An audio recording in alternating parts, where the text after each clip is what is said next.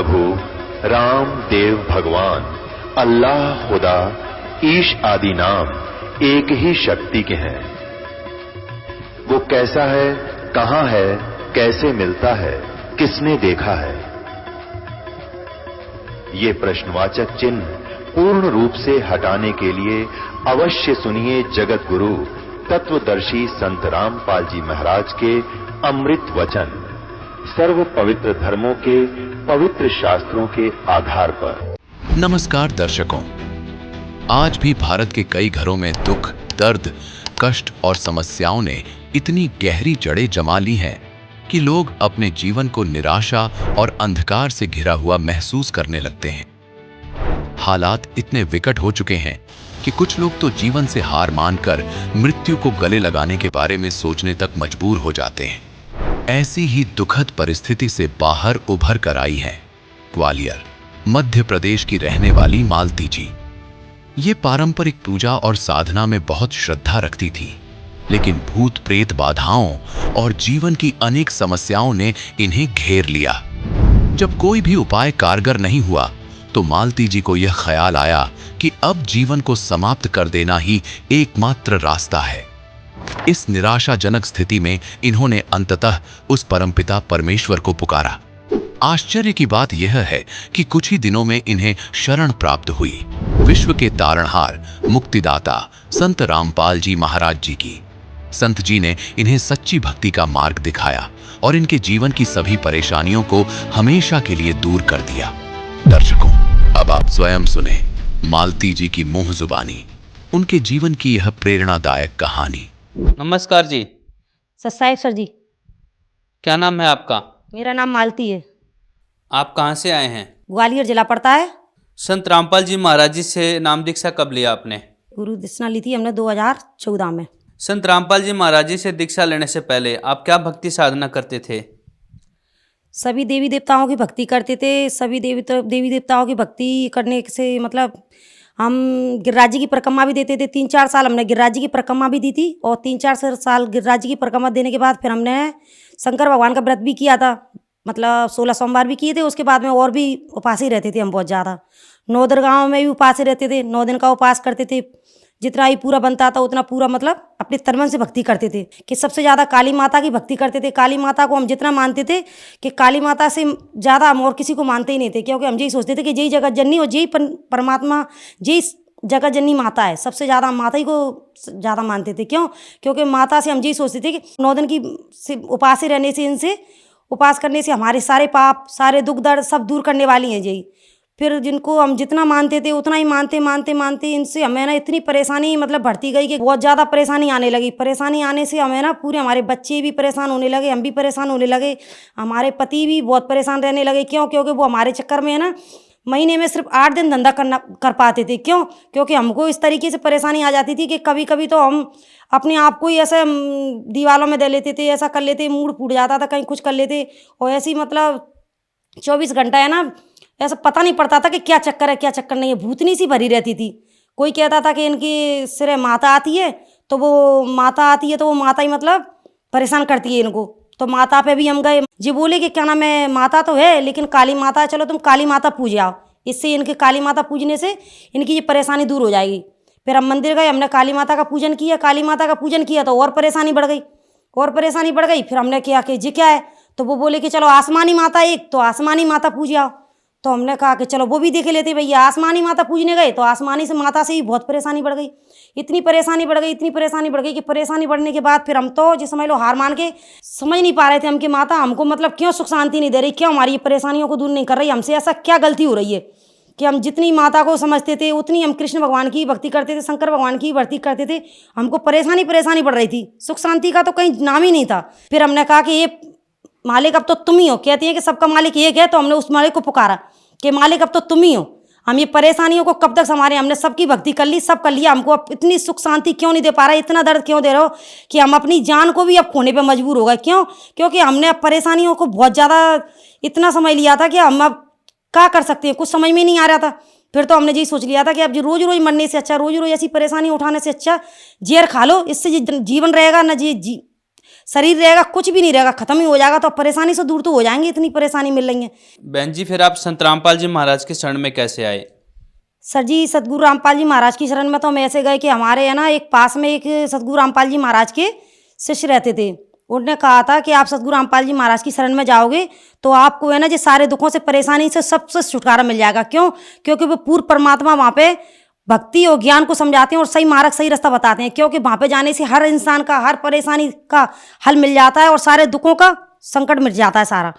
तो फिर एक दिन हमारे मतलब पति कह रहे थे कि अपन वहीं पे चलते हैं, तुझको परेशानी ज़्यादा रहती है तो अपन वहीं चलते हैं। फिर एक दिन जब तड़पते हुए मेरे को दर्द ज़्यादा बढ़ गया, मेरे शरीर में ऐसी हानि होने लगी, इससे मुझको ऐसा लगे कि मैं अब अपनी ये क्या करूँ, मेरी समझ में कुछ नहीं आ रही थी। मुझको बस इतनी घबराहट होने लगी दर्द के मारे कि 3 दिन तड़पते मेरे दर्द के मारे ना खाना, ना पीना, ना पानी, कुछ भी, सब छूट गया मेरा।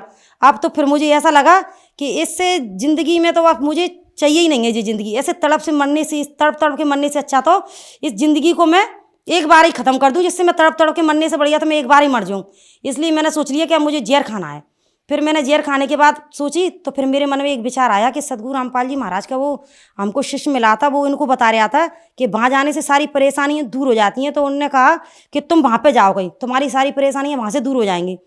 फिर मैंने कहा कि बता रहे थे वो सतगुरु रामपाल जी महाराज के जहाँ जाने से परेशानी दूर हो जाती है। तो फिर मेरे मन में एक विचार आया कि अगर सतगुरु रामपाल जी महाराज, अगर थोड़ी बहुत भी, अगर आप भगवान हो या कोई भी थोड़ा बहुत आप में शक्ति है, तो मेरे को बस इतना आराम दे दो कि मेरे जहाँ इसके दर्द के मारे मेरे प्राण निकल रहे हैं, मुझे इतना दर्द हो रहा है, इस दर्द में मुझे रुपया में चवन्नी भर आराम दिखा दो आप।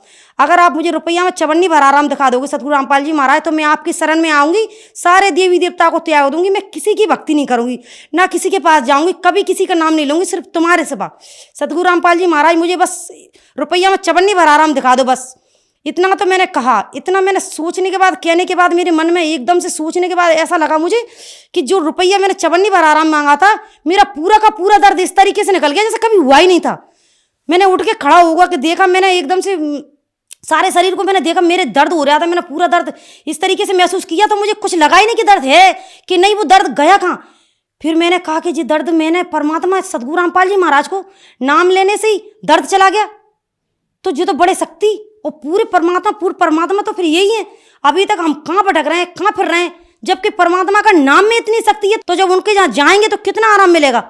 फिर मैंने कहा इनको बुलाया जल्दी से जल्दी, हमारे पति को बुलाने से मैंने कहा कि अब तुम जाओ सतगुरु रामपाल जी महाराज के शिष्य के पास जाओ कि वो कब जा रहे हैं वहाँ पे बरवाला आश्रम जाएंगे। अब तो हम कोई किसी की भी नहीं मानेंगे और किसी की हमें भक्ति नहीं करनी, सब त्याग दो बिल्कुल भक्ति। अब हमको किसी की भक्ति नहीं करनी, हमने भक्ति करके देख लिया कि हमको क्या मिला है।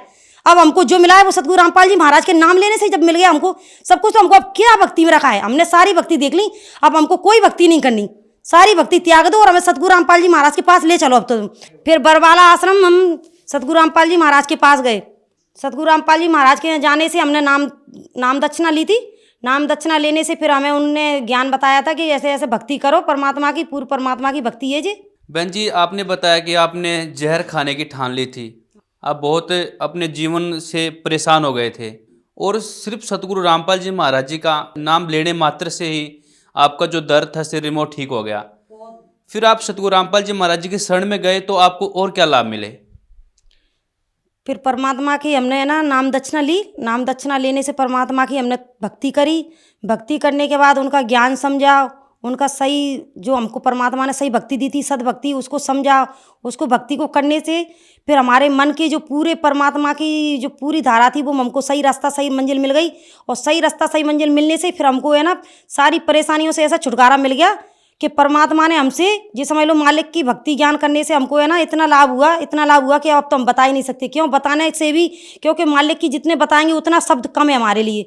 क्योंकि परमात्मा मालिक की भक्ति में इतनी शक्ति है कि सारे दुखों को, संकटों को, सबको दूर कर देती है। उसके बाद में फिर एक दिन हमारा बच्चा बीमार हो गया था। उसको बहुत ज़्यादा बुखार आ गया था। फिर बुखार आ गया था तो फिर मैंने कहा कि चलो मैं दवाई दिला लाऊं। तो उसको दवाई दिलाने गई, उसके सिर पे बुखार चढ़ गया था बहुत ज़्यादा। सिर पे बुखार चढ़ गया। बुखार चढ़ने के बाद सिर पे डॉक्टर भी घबरा गया। डॉक्टर ने भी पसीना छूट गया था। डॉक्टर का भी कहने लगा कि इसके दिमाग पे बुखार चढ़ गया है, फिर अब उसने है ना इंजेक्शन कुछ भी नहीं लगा, बर्फ़ की पट्टी रख दी। पट्टी रखने से उसका बुखार थोड़ा उसको ऐसा दिखने लगा कि कहीं कुछ हो रहा है, मतलब ऐसा घबराने लगा वो बहुत ज़्यादा। घबराते फिर मेरा बच्चा कहने लगा कि मम्मी अब मेरे को बहुत हालत ख़राब हो रही है, मेरी डॉक्टर भी बोले कि हम कुछ समझ नहीं पा रहे। फिर मैंने परमात्मा सतगुरु रामपाल जी महाराज का नाम लिया कि ये परमपिता परमात्मा सतगुरु रामपाल जी महाराज, हम तो कुछ भी नहीं जानते, हम तो तुम्हारी शरण में हैं, अब तुम जैसे राखो वैसे ही रहेंगे। क्यों? क्योंकि तुम्हारे बच्चे हैं, अब तुम ही जानो। बस मैंने इतना तो कहा है, उसका एकदम से शरीर ठंडा पड़ गया, एकदम से शरीर उसका ठंडा पड़ गया। तो वो अपने आप आके कहने लगा कि मम्मी चलो अब तो यहाँ से। तो मैंने कहा कि बेटा क्या तुम्हारा बुखार उतर गया? हाँ मम्मी मेरा पूरा बुखार उतर गया, मैं देखो बिल्कुल सही हो गया। तो मैंने सतगुरु रामपाल जी महाराज को, परमात्मा को दंडवत की। दंडवत करने के बाद फिर मैंने मालिक से कहा कि ये परमपिता परमात्मा, बस सतगुरु रामपाल महाराज अब तुम ही हो, अब मुझे और किसी की मतलब वो नहीं है बिल्कुल भी। उसके बाद में फिर एक दिन मेरी लड़की भी ऐसे ही मतलब बुखार का ताव उनको भी चढ़ा, बुखार उसको भी चढ़ा। तो वो भी मतलब ऐसे ही, उसके भी हमारे कभी बुखार नहीं आता था वैसे, वो उसके दिमाग पे फिर उसके पे भी चढ़ गया बुखार। फिर मैंने कहा कि मैं अब कहीं नहीं जा रही, चाहे मरो चाहे जियो चाहे कुछ भी करो, परमात्मा अब तुम ही जानो, क्योंकि सतगुरु रामपाल जी महाराज अब तो हम तुम्हारी शरण में और तुम ही राखोगे तैसे रहेंगे। अब मैं कहीं भी नहीं जा रही, क्योंकि परमपिता परमात्मा अब तुम्हारे लिए हमने ये जीवन सौंप दिया, अब तो तुम्हारे हाथ में इस जीवन को चाहे तुम जैसे भी राखोगे उसी हाल में रहना है अब तो। फिर सतगुरु रामपाल जी महाराज इतनी मेहनत करके मैंने कहा बच्ची से कि बेटा जा सतगुरु रामपाल जी महाराज के आगे दंडवत करके आ। फिर मैंने भी दंडवत की, उसको जल दिया, प्रसाद दिया, और बस परमपिता परमात्मा को जल प्रसाद पाने से ही और दंडवत करने से ही उसका एकदम से शरीर था वैसी की वैसी हो गई। और कहने लगी कि मम्मी अब मुझे अपना काम करने दो, तुम अपना काम करो। फिर उसके बाद में मैंने कहा कि अब तेरा तबीयत ठीक हो गई तेरी थोड़ा? हाँ मम्मी मेरे को तो अब कोई तबीयत है ही नहीं बिल्कुल, मेरा भी एकदम से ऐसा जी घबरा रहा था, अब तो एकदम से मुझे ऐसा आराम मिल गया कि कुछ था ही नहीं, तो मेरी एकदम से हालत सही हो गई। तो मैंने कहा चलो ठीक है। फिर उसके बाद में एक दिन मैं सतगुरु रामपाल जी महाराज का दंडवत करते मुझे ध्यान आ गया कि सतगुरु रामपाल जी महाराज की दंडवत करते करते मैं सोच रही थी कि परमात्मा आप तो अंतर्यामी हो, आप तो सब कुछ हो। बाथरूम की सफाई कर रही थी मैं टाइल्सों पे, मतलब तेजाब से सफाई कर रही थी। तेजाब से सफाई करने से टाइल्सों पे मतलब सफाई करते करते ब्रश से एक दिन एकदम जाना क्यों मेरी एकदम से अचानक से आँख में तेजाब उछट गई। जब आँख में तेजाब उछटी तो एकदम से मुझको ऐसा लगा कि मेरी आँख एकदम से बहुत ज़्यादा आँख फूकने लगी मेरी आँख में। तो फिर मैंने एकदम से घबरा के एकदम से सतगुरु रामपाल जी महाराज की जो मुझको मिला है प्रथम नाम, दूसरा नाम मिला है परमात्मा का, दूसरे नाम का मैंने जाप स्टार्ट कर दिया। दूसरे नाम का जाप स्टार्ट करते करते एकदम से आग पड़ने लगी। मेरे बगल वाली जो मेरी पास वाली थी, सब मेरे बच्चे थे, वो सब बोले कि क्या हो गया मेरे आँख में तो तेजाब उछट गई। तो सब जने घबरा गए। घबराने के बाद वो बोले कि चलो डॉक्टर के चलते हैं। मैंने कहा मैं डॉक्टर के यहाँ नहीं जाऊँगी। वो बोले क्यों? तुम डॉक्टर के नहीं जाओगी तो तुम्हारी आँख फूट जाएगी। मैंने कहा मेरी आँख फूटती है तो फूट जाए, मुझे आँख की भी चिंता नहीं है, और आँख फूट जाए तो फूट जाए। मैंने तो बस सतगुरु रामपाल जी महाराज का नाम ले रखा है। अगर मेरे सतगुरु रामपाल जी महाराज, मुझे पूरा विश्वास है कि मेरे रामपाल जी महाराज जी आँख को अगर उनको फोड़नी होगी तो फूट जाएगी, और उनको अगर सही करनी होगी तो कर देंगे। मैं अब कहीं भी डॉक्टर के यहाँ नहीं जाऊँगी। फिर वो बोले कि जैसी तुम्हारी इच्छा। फिर मेरी बच्ची बोली कि मम्मी तुम इस आँख में थोड़ा सा जल डाल लो मालिक का, सतगुरु रामपाल जी महाराज का जल डाल लो और प्रसाद खा लो। अमृत जल पिया, और पीने के बाद अमृत जल को फिर उसके बाद में प्रसाद खाया, और फिर मैं दंडवत करके अपना परमात्मा का नाम याद करने लगी। नाम याद करने के बाद सतगुरु रामपाल जी महाराज को मैंने दंडवत प्रणाम करके और वहीं पे अपनी माला करने लगी। माला करते करते एकदम से देखा मैंने कुछ बस 10 मिनट ही हुए होंगे। 10 मिनट के बाद देखा तो मैंने मेरी आँख में ऐसा लगा कि कुछ था ही नहीं। मेरी आँख दोनों बिल्कुल एक सी हो गई। तो मैंने दिखाया सबको, तो कहने लगी तो तेरी आँख बिल्कुल लाल ऐसे हुई थी कि ऐसा लगता है कि कुछ दिखा ही नहीं रहा तुझको भी, और अंधी हो गई ऐसा लग रहा था बिल्कुल भी, क्योंकि आँख बिल्कुल ऐसा खून उतर आया था, आँख में खून उतर आया था, बिल्कुल लाल पड़ गई थी। बिल्कुल ऐसा लग रहा था कि सांप होगी कि नहीं होगी। इतना खून देखने के बाद सब जने घबरा गए थे कि आँख तो अब जे मुश्किल है कि बचे, क्योंकि तेजाब उछट जाती है तो अपन नेक हाथ पे या कुछ पे भी तेजाब छुट जाती है तो उससे कितनी आँख पड़ती है, किस तरीके से वो नुकसान बताती है अपन को नुकसान। लेकिन मेरी आंख में भी खून उतर आया था, लेकिन मेरे सतगुरु रामपाल जी महाराज की परमात्मा के शरण में आने से मेरी आंख दोनों देखो जैसी की जैसी। उस दिन हाल के हाल सब जो मेरे पास के थे सब लोग कहने लगे कि आज ये क्या चमत्कार था। फिर थोड़ा बहुत उनने भी कहा कि हाँ ये पूर्ण परमात्मा है, इनमें है शक्ति। और मैंने कहा कि मेरे सतगुरु रामपाल जी महाराज में इतनी शक्ति है कि देख लो। उन्हें हाल बता दिए तुमको 10 मिनट। आप तो कह रहे थे कि डॉक्टर के पास चलो, मैं कहती हूँ मेरे परमपिता परमात्मा सतगुरु रामपाल जी महाराज ही हैं। जो कुछ करने वाले हैं वो ही करने वाले हैं, क्योंकि उनके सिवा कहीं भी कुछ नहीं है।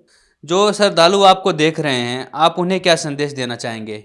सतगुरु रामपाल जी महाराज का सत्संग आता है चैनल पे, उसको देखिए। उसको समझने के बाद, देखने के बाद आप समझिए कि क्या सच्चाई है क्या झूठ है। क्योंकि हम तो इतना ही कहना चाहते हैं कि सतगुरु रामपाल जी महाराज के सिवा यहाँ पे कोई कुछ भी नहीं है। देख लिया हमने इस दुनिया में रह के, इस संसार में देख लिया हमने, कितने दिन से हम रह रहे हैं और देखते आ रहे हैं।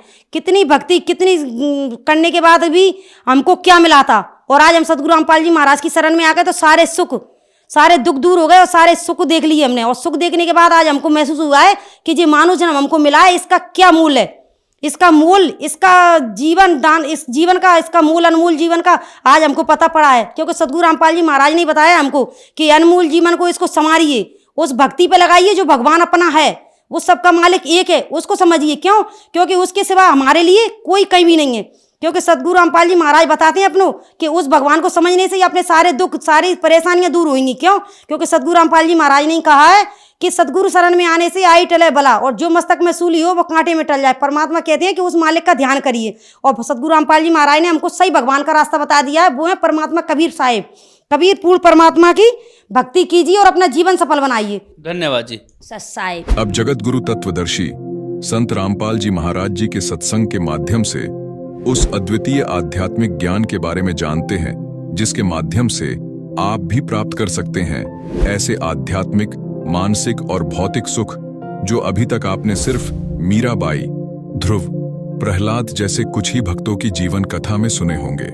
अब सुनिए तत्वदर्शी संत के संग शास्त्र अनुकूल भक्ति सत्संग, ऐसा अद्वितीय आध्यात्मिक ज्ञान जिसका है सर्वधर्मों के पवित्र शास्त्रों में प्रमाण। अब वो संस्कार जो हैं हल्के हो जाएंगे, परमात्मा अपने सतर से, अपनी पावर से ठीक करेगा उनको, तो वो हमारे आसानी से सुलझ जाएंगे और इससे जीवन में काम निपटा देंगे। आपका भी संतान है उसका भी, और जिनका संतान नहीं है वो तो बड़ा बनाया काम है उनका। तो देखो ये नहीं है कि भी संतान भगवान नहीं दे सकते, दे सकते, लेकिन उनको संतान नहीं दी इसलिए नहीं दी कि ये फिर इस 84 के कोल्लू में फिर जुड़ जाएंगे।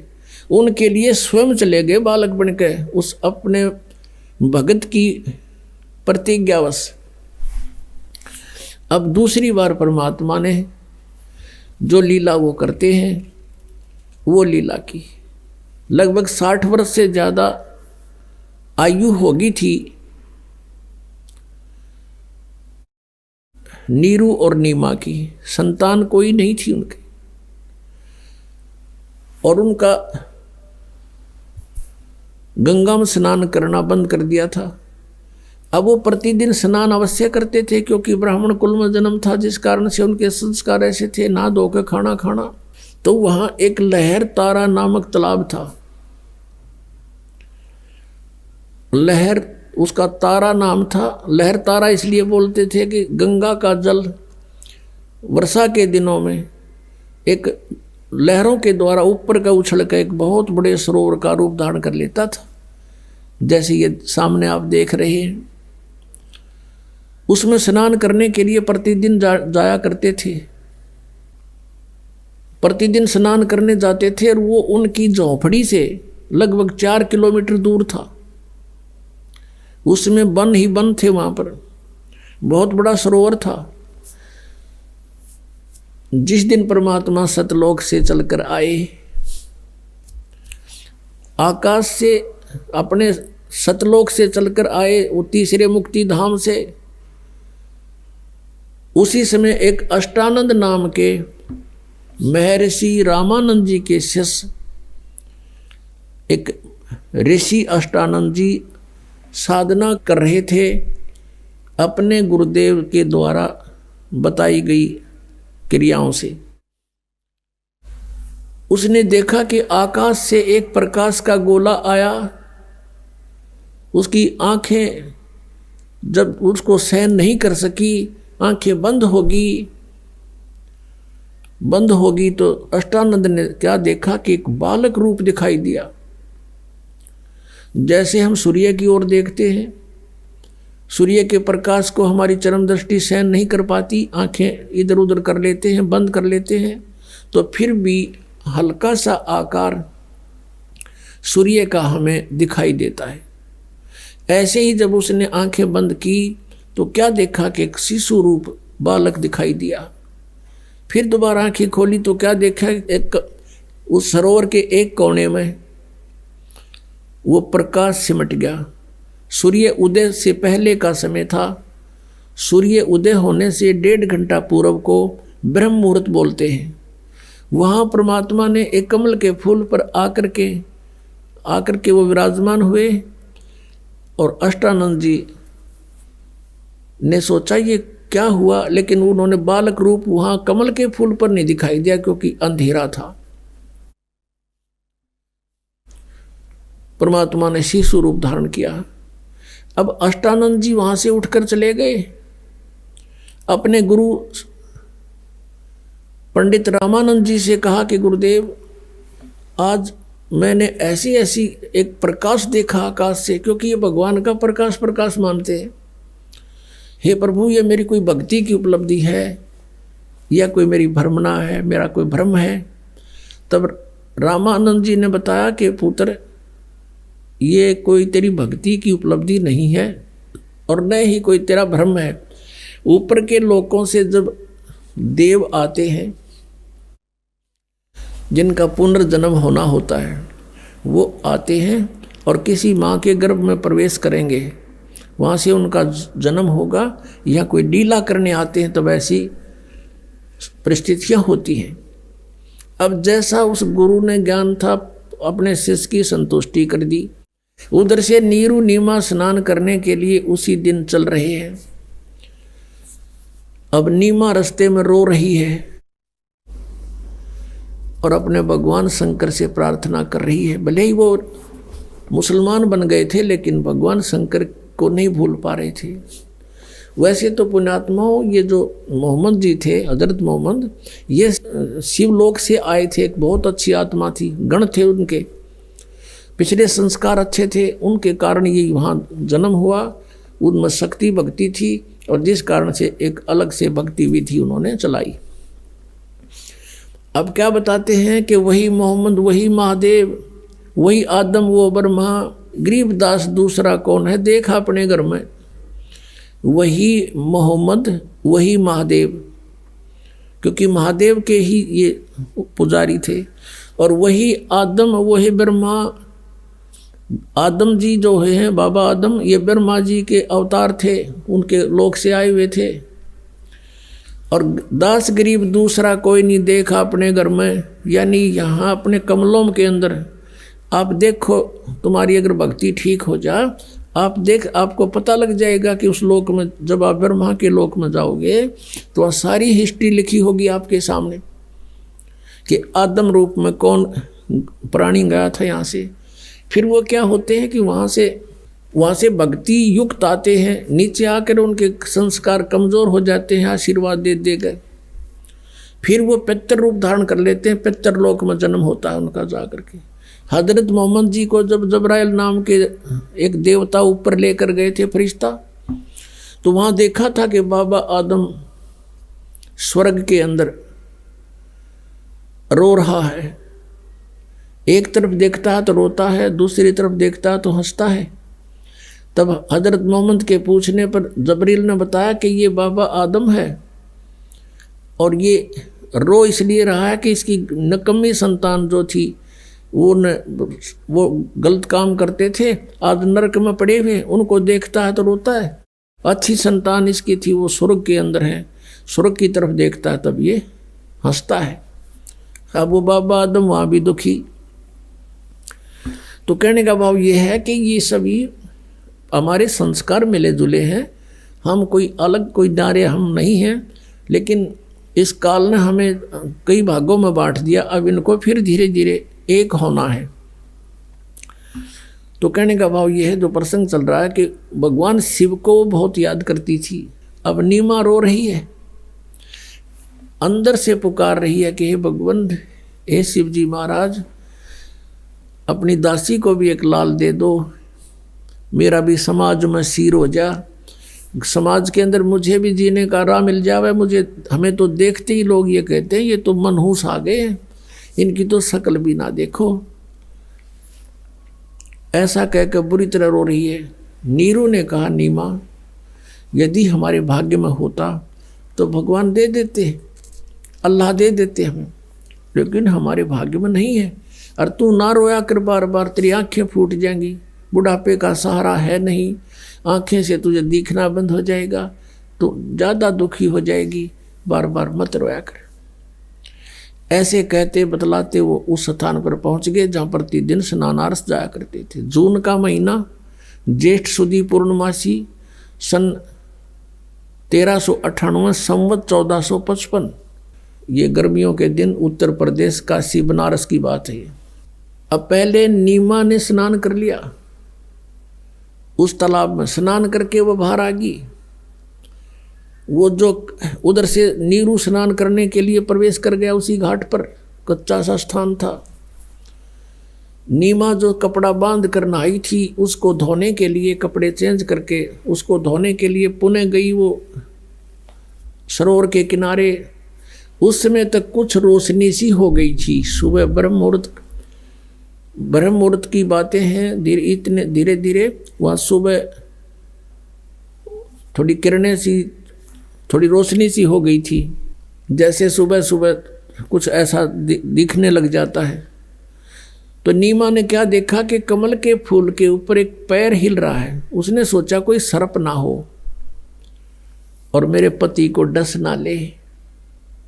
उसने गौर से देखा, बहुत ध्यान से देखा।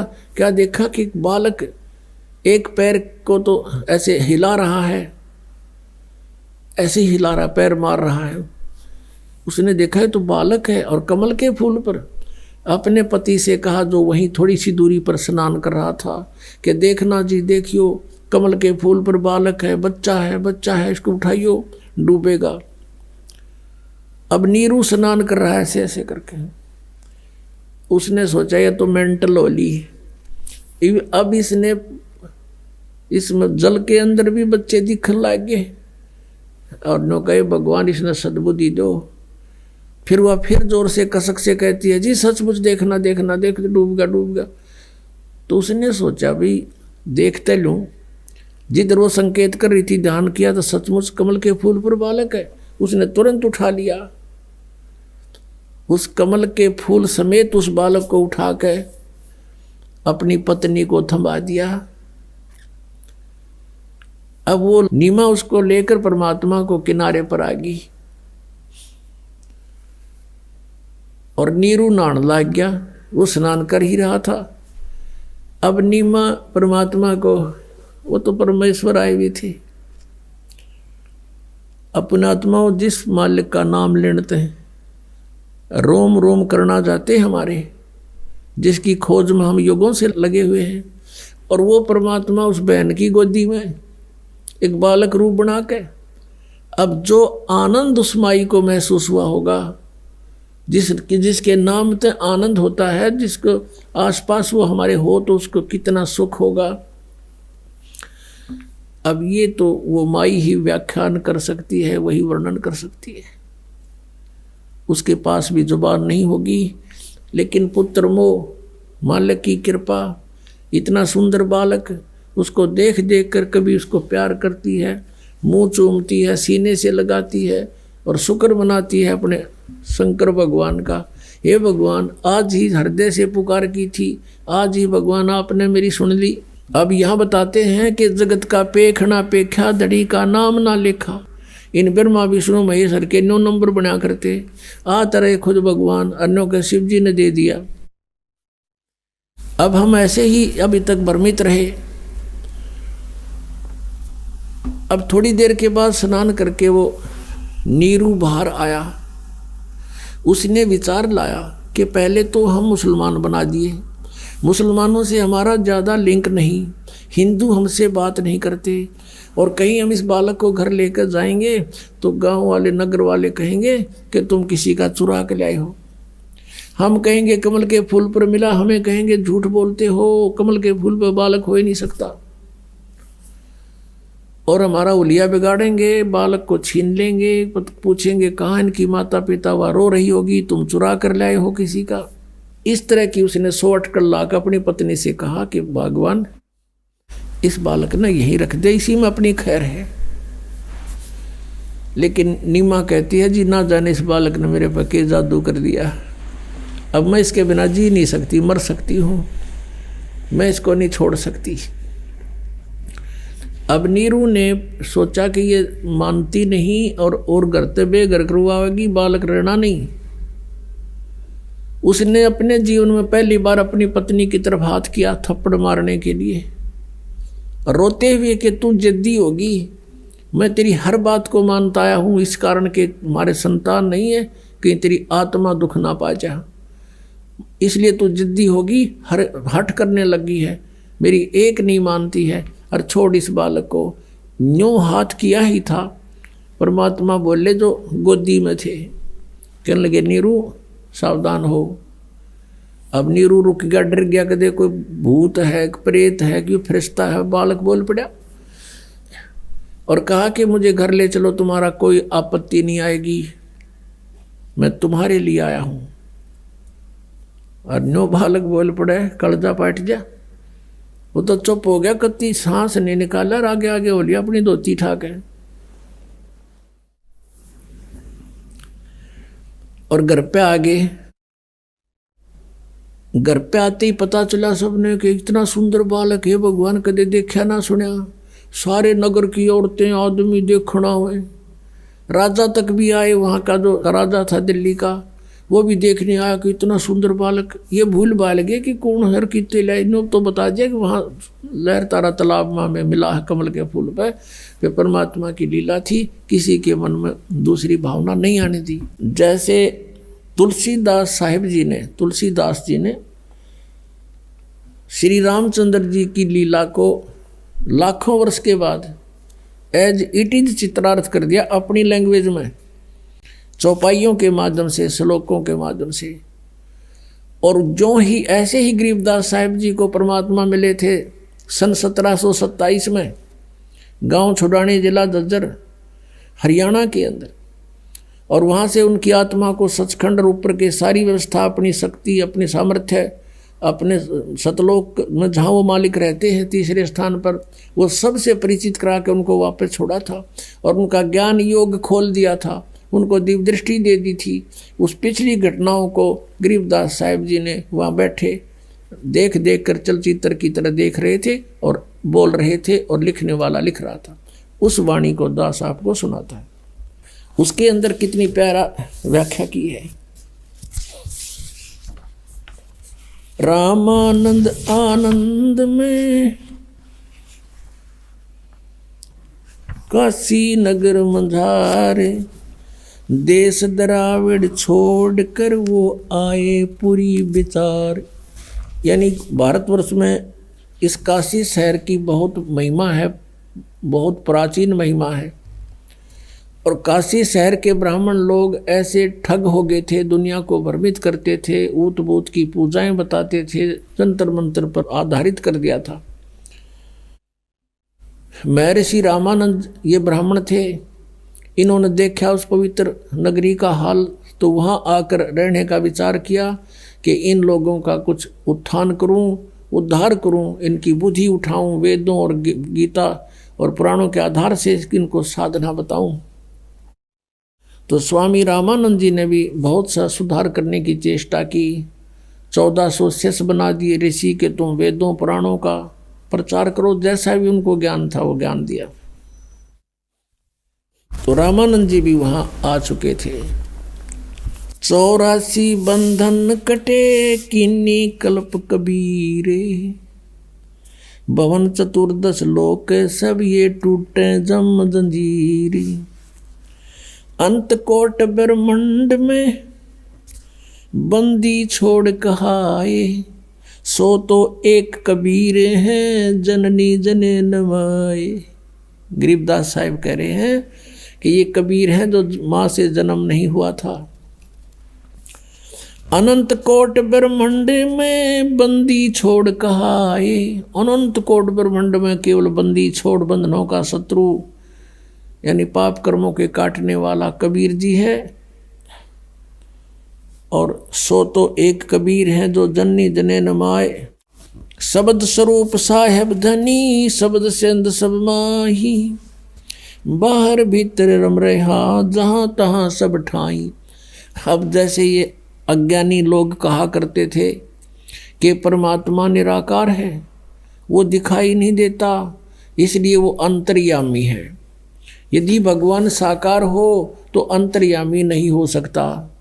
पुण्यात्माओं, आज के विज्ञान में हमने ये भी आसानी से समझ में आ जाएगा कि अंतर्यामी की परिभाषा होती है। जैसे एक्सरे की मशीन बाहर होता पूरा लठलों का, और वो अंदर की चेस्ट की सारी बातों को जान लेता है, उसकी बाहर सब कुछ जान लेता है, इसमें क्या क्या रोग है। अल्ट्रासाउंड की मशीन साकार है और अंतर्यामी है, वो अंदर की सब बीमारियों को ढूंढ लेती है कहाँ डिफेक्ट है। जब एक मनुष्य की बनाई हुई एक तकनीक यानी एक यंत्र अंतर्यामी हो सकता है, भगवान जिसने मनुष्य बनाया वो अंतर्यामी नहीं हो सकता। तो वो ऐसे अंतर्यामी है कि वो उनका उस परमात्मा की शक्ति सर्वव्यापक है। परमात्मा एक देशी है, साकार है। अनंत कोट ब्रह्मांड का एक रति नहीं भारे, सतगुरु पुरुष कबीर हैं ये कुल के सिरजनहारे। जल तल पृथ्वी गगन में वो बाहर भीतर एक है, पूर्ण ब्रह्म कबीर हैं वो अवगत पुरुष अलेख। सेवक हो के उतरे इस पृथ्वी के माही, जीव उदाहरण जगत गुरु बार बार बलि जाही।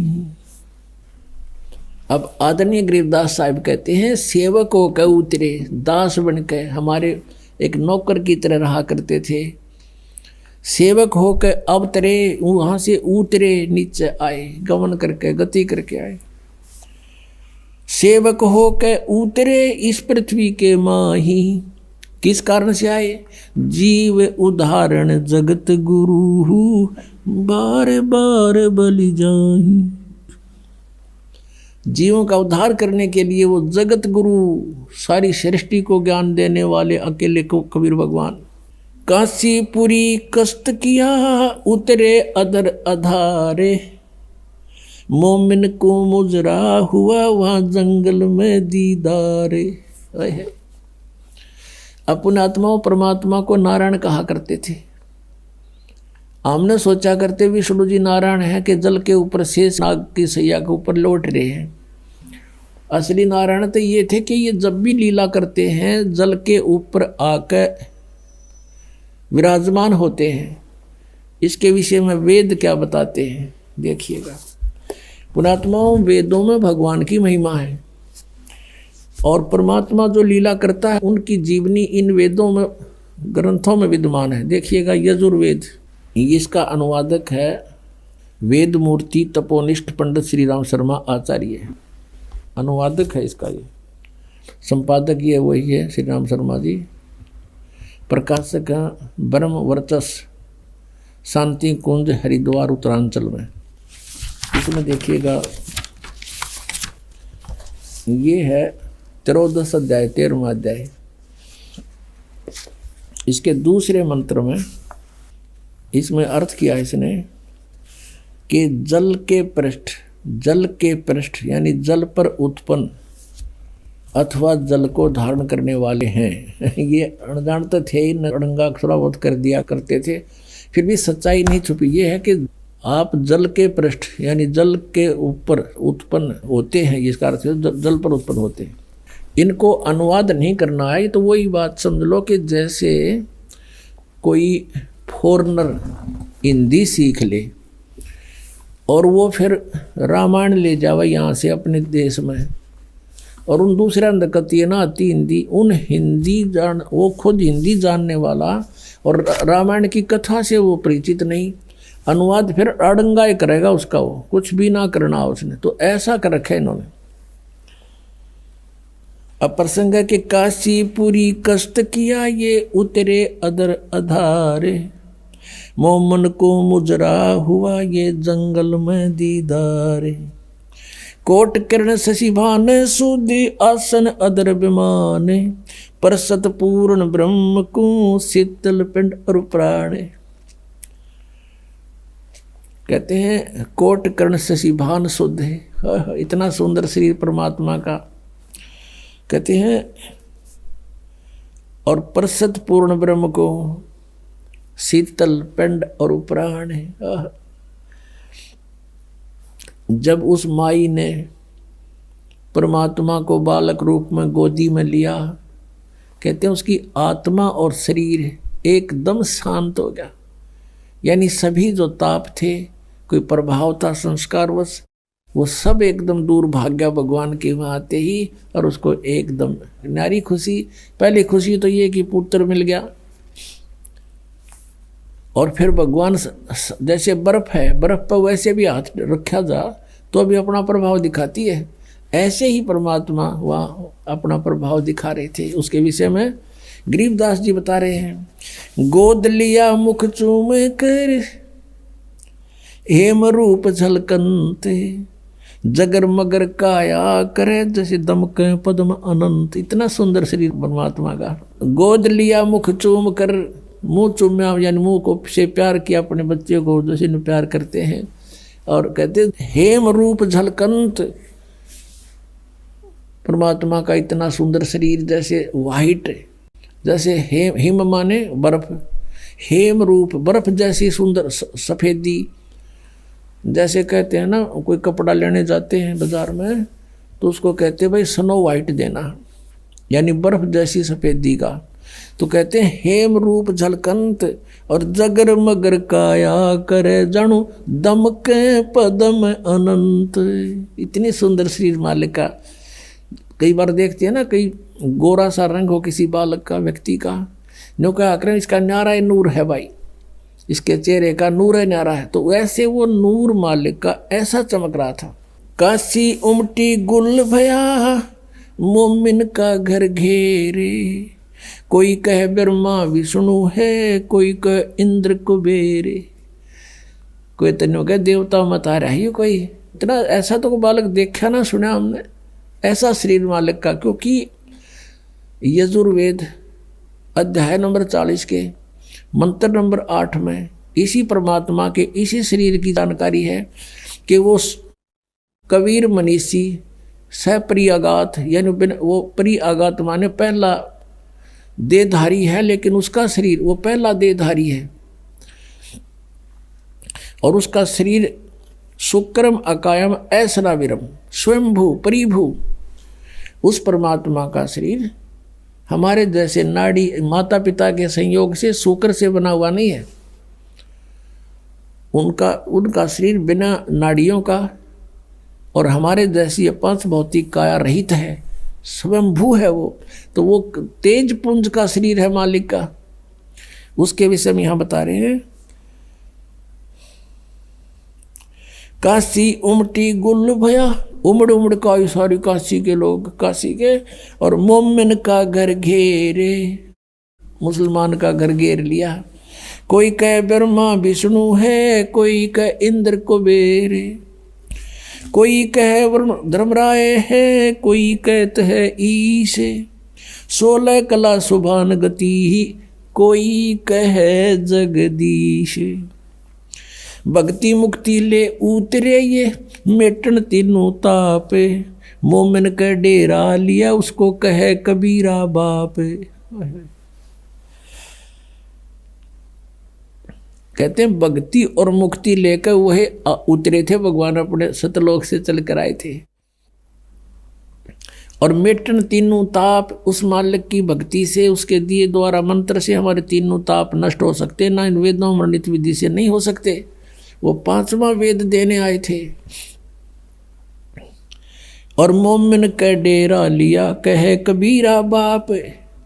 एक मुसलमान के घर जन्म डेरा ला लिया, वहाँ आकर विराजमान हो गए, रण लागे, और फिर उसको बाप कहे, उस नीरू को पिताजी, बाबू, बापू, जो भी भाषा थी।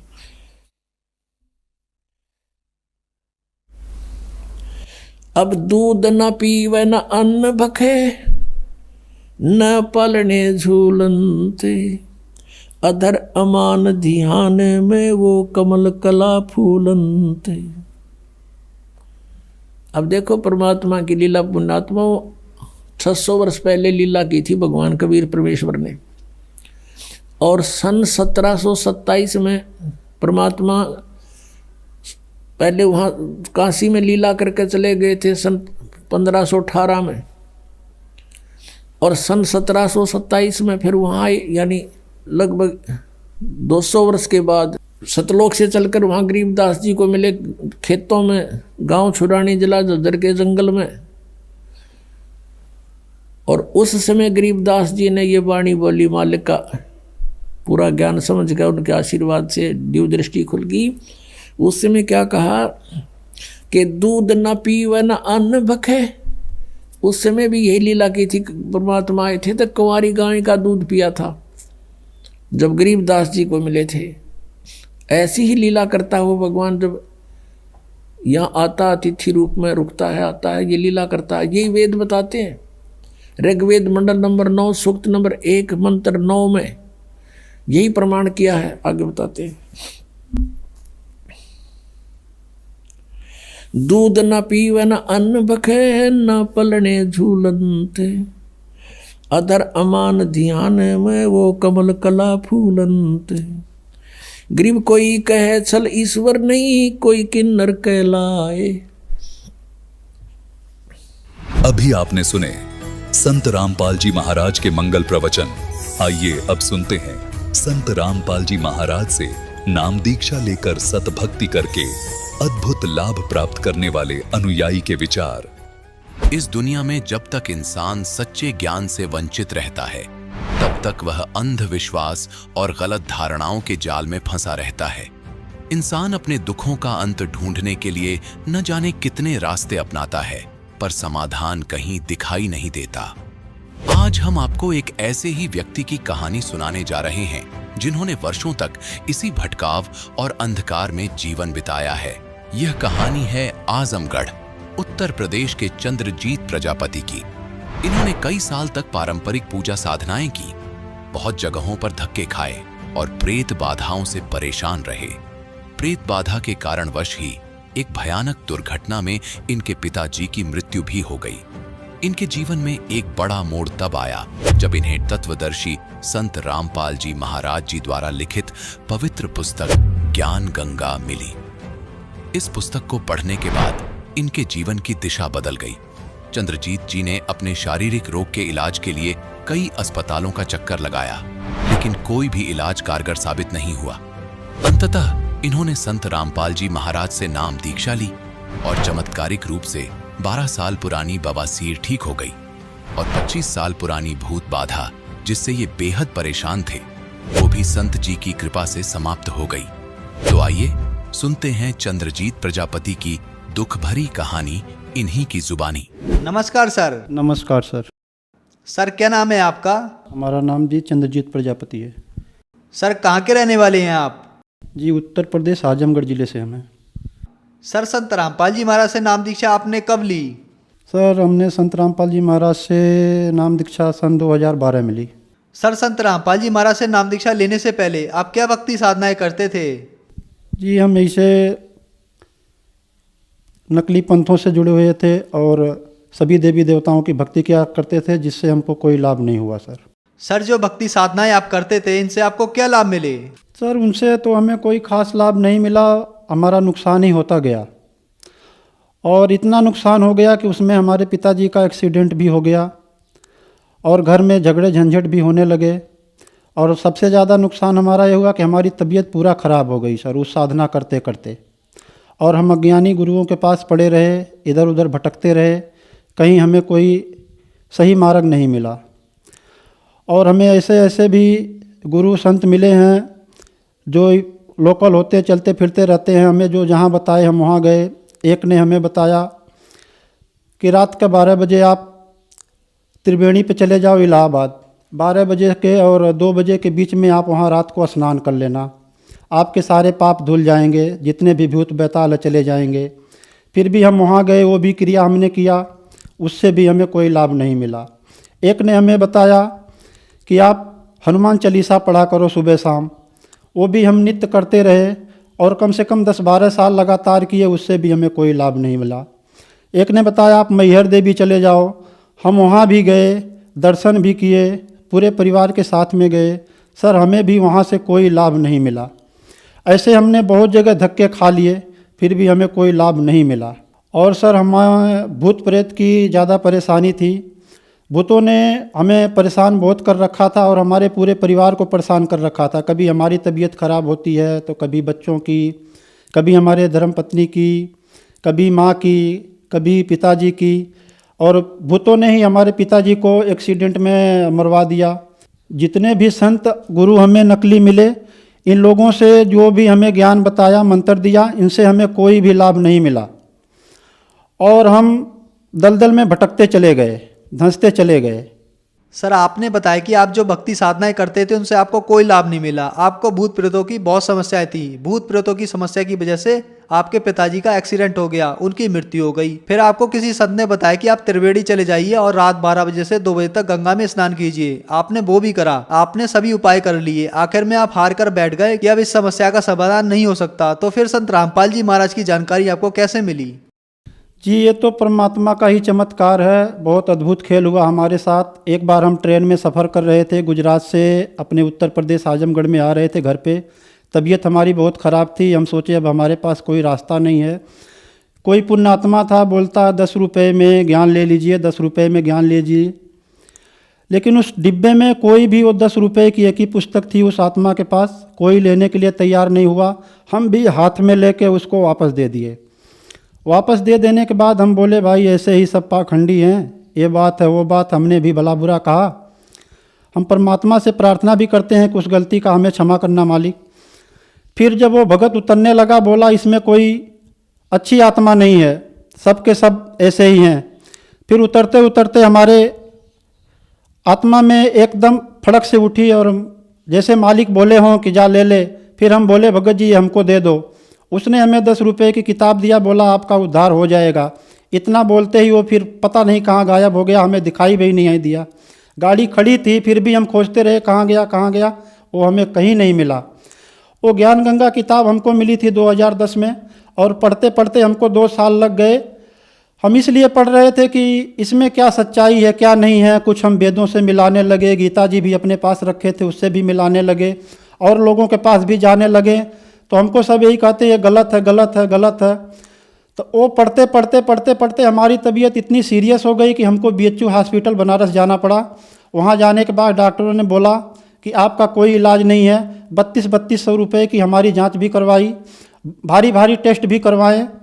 और हम गुजरात में भी रहते हैं, वहाँ भी हमको मोरबी ज़िले में भी दिखाया गया, राजकोट में भी दिखाया गया, बड़े बड़े डॉक्टरों से दिखाया गया, लेकिन हमारा समाधान कहीं नहीं हुआ।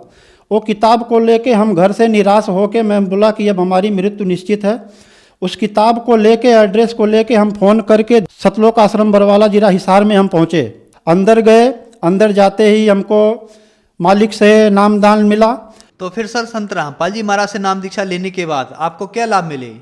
तो संत गुरु रामपाल जी महाराज के शरण में आने से, नाम दीक्षा लेने से हमें बहुत लाभ मिला है। जैसे कि हमें 12 साल से बवासीर भगंदड़ की बीमारी थी। एक बार हमने ऑपरेशन भी करा लिया था। फिर उन्हीं डॉक्टरों ने दोबारा जब दिखाने गए तो बोला ये ज़्यादा हो चुका है, अब BHU बनारस चले जाओ। वहाँ भी हमने दिखाया तो वहाँ के डॉक्टरों ने हमें मना कर दिया। हमारा छोटा भाई भी गया था, उससे बोल दिया कि भाई इनका कोई इलाज नहीं है, जांच भी करवाए, सब देख लिए। हम 6-7 दिन वहाँ रुके भी थे। रुकने के बाद हम घर पे आ गए। उसके बाद हम संत गुरु रामपाल जी महाराज के शरण में आए।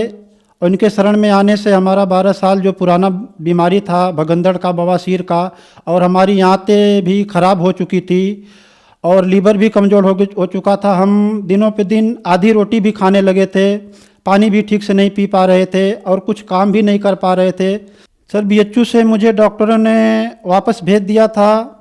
तो गुरुजी से नाम लेने के बाद मेरे को बिना दवाई, बिना कोई टैबलेट, न कोई झाड़ फूक, मात्र नाम लेने से, गुरुजी का, परमात्मा का नाम लेने से, संत रामपाल जी महाराज जो नाम देते हैं, जो दीक्षा देते हैं, उसके मंत्र से कोई भी रोग, मेरा पेट का जो बीमारी था, आंत एक तरफ की खराब हो चुकी थी, पूरी खराब हो चुकी थी। डॉक्टरों ने बोला था जो भगंदड़ की बीमारी थी वो भी हो पूरा एकदम जोर पे थी। बोला कोई इलाज ही नहीं है, पूरा आपका गुद्दा काट के निकालना पड़ेगा। और लीवर में भी प्रॉब्लम था। ये सब बीमारी जो मुझे इतने सालों से परेशान की थी, 10-12 सालों से, और मैं मिर्चा भी बिल्कुल नहीं खा पा रहा था। आज भी मेरे परिवार इसके गवाह हैं। ये सब चीज़ें सतगुरु रामपाल जी महाराज के शरण में आने से, छू मंतर, नाम लेने से छू मंतर हो गई और आज मैं पूरा स्वस्थ हूँ। मेरा परिवार, मेरा पूरा गांव गवाह है। जितने भी भगत हैं आजमगढ़ के, सब लगभग मेरे से मिले हैं, जानते भी हैं, मुझे पहचानते भी हैं, वो भी जानते हैं कि भगत ठीक हो गया है। तो सतगुरु रामपाल जी महाराज के शरण में आने से मेरे इतने कष्ट और भूत प्रेत की बाधा भी 25 साल से थी, और उसमें मेरे पिताजी की भी मृत्यु भी हो गई, और घर में भी सब बीमार बहुत रहते थे, हमारे बच्चे भी, हमारे भक्तमती भी, और हम ज़्यादा उन्हीं की वजह से बीमार रहते थे। जहाँ जाओ झाड़ फूँक करवाने हो वो ये बताता है, कोई जिन्न बताता है, कोई मेस्तर बताता है। जहाँ भी जाओ कोई 1000 कोई 500 रुपये मांगते हैं, ले लेके पैसे हमें खाली गिराते चले जाते हैं। और वो सब बीमारी से जूझते जूझते हमें जब गुरु जी का मंत्र परमात्मा कबीर साहब संत रामपाल जी महाराज के रूप में आए हुए हैं, उनसे नाम दीक्षा लिया, तो ये सारी समस्या हमारी भूतों प्रेतों की चुटकी में परमात्मा ने दूर कर दिया। आज हमारा शरीर पूरा फुला हुआ है, हम खुश हैं, पूरा परिवार हमारा सुखी है, और पूरे परिवार सहित हम संत रामपाल जी महाराज के शरण में हैं। हमें आज कोई दुख नहीं है, ना कोई दवाई लेते हैं, ना कोई खाते हैं। कभी अभी जब से हमने 2012 में नाम लिया था उसके बाद आज तक हमने कोई दवाई नहीं खाई, और ना हमारा परिवार कोई दवाई खाया है, और आज हम पूरा सुखित हैं संत रामपाल जी महाराज के शरण में आके नाम दीक्षा लेके। सर, आपने बताया कि आपको 12 साल से बवासीर की बीमारी थी, आपने इलाज भी कराया, आपको भगंदर हो गया, आपकी एक आंत खराब हो गई, आपका गुर्दा भी खराब था, लीवर भी कमजोर था, आप में बीमारियां थीं। डॉक्टर ने आपको मना कर दिया था कि आपको घर ले जाया जाए और सेवा करें। फिर आप संत रामपाल जी महाराज की शरण में आए। संत रामपाल जी महाराज ने आपको इन बीमारियों से छुटकारा दिलाया, और जो आपको 25 साल से भूत प्रेत की समस्या थी, जिसकी वजह से आपके पिताजी की मृत्यु हो गई थी, उससे भी संत रामपाल जी महाराज ने आपको छुटकारा दिलाया। इस बात का गवाह आपका पूरा गाँव है। तो जो श्रद्धालु आपको टीवी पर देख रहे हैं, आप उन लोगों को क्या संदेश देना चाहते हैं? क्या वो लोग भी ठीक हो सकते हैं संत रामपाल जी महाराज से नाम दीक्षा लेने के बाद? उनको आप क्या कहना चाहते हैं? जी, हम सभी श्रद्धालुओं के, भक्तात्माओं को जो इधर उधर भटक रहे हैं और ऐसे ऐसे गुरुओं के पास जाके अपना मूल जीवन जो गंवा रहे हैं, हमने भी बहुत भटका है, बहुत जगह जगह हमने गए हैं, हमें जो जहाँ बताया है वहाँ गए हैं। हमें कोई बताया कि आप द्वारिका चले जाओ, हम द्वारिका भी गए हैं। कोई बताया सोमनाथ चले जाओ, हम वहाँ भी गए हैं। कोई बताया आप त्रिवेणी पे चले जाओ, संगम में इलाहाबाद, वहाँ भी हमने रात को भी गए हैं। ऐसे ऐसे हम बहुत प्रमाण बताते हैं। बिहार हम गया में भी गए हैं। कोई बताता बैजनाथ चले जाओ, आपकी सारी समस्या दूर हो जाएगी। रात रात भर हमसे कोई संत ऐसे मिले हैं जो जाप करवाए हैं। हम बहुत जगह भटके हैं, तो आप लोग को से प्रार्थना है कि आप लोग भी ऐसे ऐसे जगह मत जाइए, यहाँ से आपको भी लाभ नहीं मिलेगा, छुटकारा आपका नहीं होगा।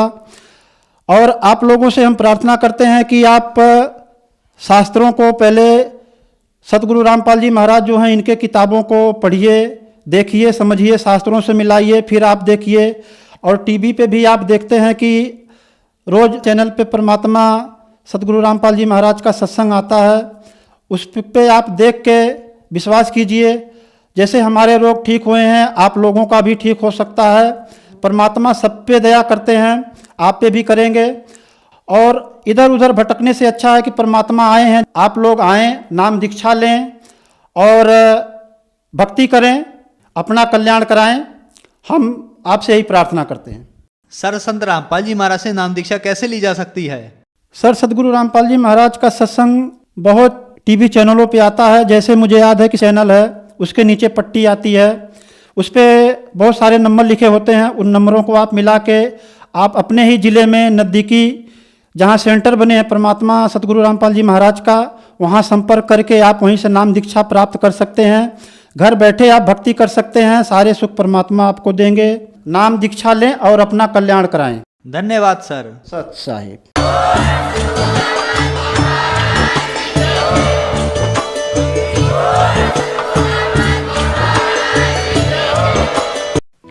आप सुन रहे थे जगत गुरु तत्वदर्शी संत रामपाल जी महाराज के मंगल प्रवचन।